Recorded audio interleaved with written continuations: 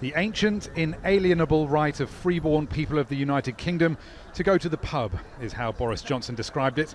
Well, here they are, enthusiastically enjoying that right again after more than 3 months of lockdown.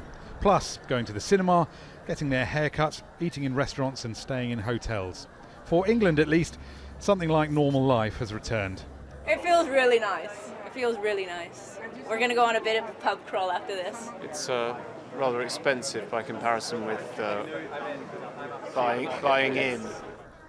Super Saturday, as the English press has called it, was desperately needed by a struggling hospitality industry. But business owners have had to reduce capacity and make other changes to open as safely as possible. We will take all the precautions we can. We put screens up between people, wash your hands everywhere, give way passing on staircases. So, we're watching out for it. Anybody's ill, they're asked not to come into work. So we're just hoping that there isn't a second wave and that we move forward now. It is perhaps the most significant step yet in England's exit from lockdown. Given the combustible mix of liberation and alcohol, politicians both local and national have been urging responsibility. Well, maybe we should call it Sober Saturday then, but I think it's been 3-4 months in which we've not been able to come to restaurants, we've not been able to come to bars, we've not been able to come to pubs. For an Englishman not to be able to go to a pub is a very bad thing. So I think people are allowed to let their hair down just a little, but we really want them to do that in a responsible way. Essentially, this is a big experiment that carries with it a big risk.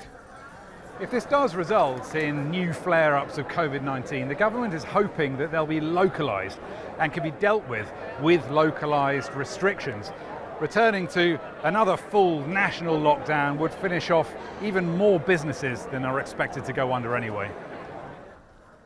Even if this reopening goes well for business and safety, tough times are coming. During the lockdown period, we've seen many trusted brands such as COLLIERS and Café Rouge sadly fall into administration. Sad fact is, I think we're going to see a lot more of this. Lockdown has simply accelerated the decline of a lot of businesses. As of today, I think there is maybe 250 branded restaurants which will not reopen, and that number is only going to get bigger. This may have some appearances of normal life, but it's still far from the real thing. Rory, Challands, Aljazeera, London.